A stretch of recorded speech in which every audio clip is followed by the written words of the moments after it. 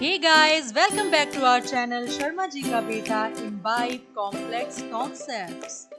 जैसे इंडिया की चमक में भारत कहीं खो जाता है, वैसे ही 2 अक्टूबर के दिन महात्मा गांधी के करिश्माई आवरण में उसी दिन जन्मे भारत के दूसरे प्रधानमंत्री श्री लाल बहादुर शास्त्री जी को हम कहीं भुला देते हैं। आज के किस्से में हम उन्हीं शास्त्री जी से जुड़े कुछ रोचक तथ्यों से अवगत कराएंगे। आज के दिन शास्त्री जी की 118वीं जयंती मनाई जा रही है। शास्त्री जी का जन्म उत्तर प्रदेश के मुगल सराय में 2 अक्टूबर 1904 को शारदा प्रसाद और राम दुलारी देवी के घर हुआ था। देश की आजादी में लाल बहादुर शास्त्री का खास योगदान है। साल 1920 में शास्त्री जी भारत की आजादी की लड़ाई में शामिल हो गए थे और स्वाधीनता संग्राम के जिन आंदोलनों में उनकी महत्वपूर्ण भूमिका रही, इनमें मुख्य रूप से 1921 का असहयोग आंदोलन, 1930 का दांडी मार्च और 1942 का भारत छोड़ो आंदोलन उल्लेखनीय है।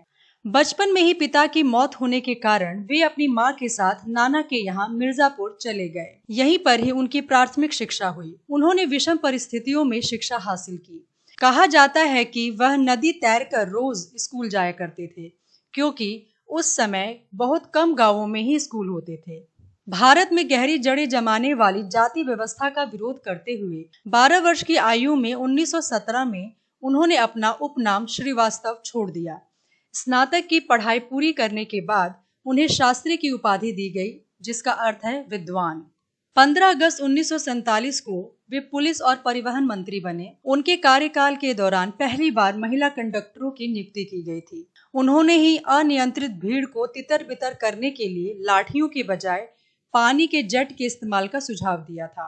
आधिकारिक उपयोग के लिए उनके पास शेवरले इम्पाला कार थी। एक बार उनके बेटे ने ड्राइव के लिए कार का इस्तेमाल किया। जब शास्त्री जी को इस बारे में पता चला तो उन्होंने अपने ड्राइवर से कहा कि कार का इस्तेमाल निजी इस्तेमाल के लिए कितनी दूरी पर किया गया और बाद में सरकारी खाते में पैसे जमा कर दिए। 1952 में वे रेल मंत्री बने, लेकिन 1956 में तमिलनाडु में एक ट्रेन दुर्घटना में लगभग 150 यात्रियों की मौत के बाद उन्होंने अपने पद से इस्तीफा दे दिया।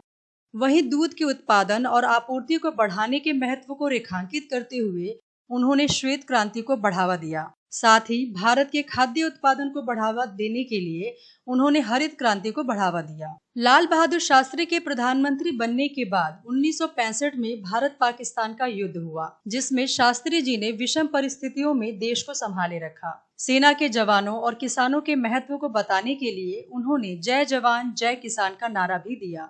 आजादी के बाद वे 1951 में नई दिल्ली आ गए और केंद्रीय मंत्रिमंडल के कई विभागों का प्रभार संभाला। वह रेल मंत्री, परिवहन एवं संचार मंत्री, वाणिज्य एवं उद्योग मंत्री, गृह मंत्री एवं नेहरू जी की बीमारी के दौरान बिना विभाग के मंत्री भी रहे। जब वे प्रधानमंत्री थे तो उनके परिवार ने उन्हें एक कार खरीदने के लिए कहा था। उन्होंने जो फिएट कार खरीदी वह 12,000 रुपए में थी। चूंकि उनके बैंक खाते में केवल 7,000 रुपए थे, इसलिए उन्होंने पंजाब नेशनल बैंक से 5,000 रुपए के बैंक ऋण के लिए आवेदन किया। कार को आज नई दिल्ली के शास्त्री मेमोरियल में रखा गया है।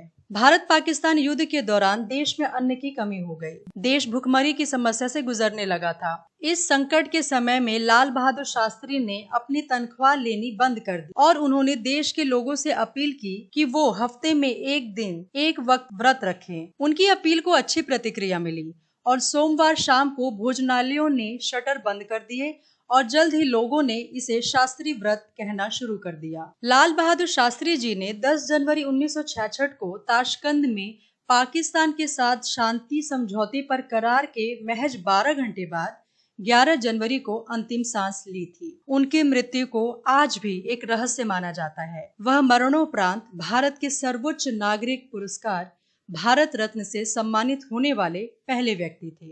आशा है आज की ये वीडियो आपको इन्फॉर्मेटिव लगी होगी। यदि वीडियो पसंद आई हो तो इसे लाइक एंड शेयर करें और हमारे चैनल को सब्सक्राइब करना ना भूलें। फिर मिलेंगे एक नई वीडियो के साथ। शुक्रिया।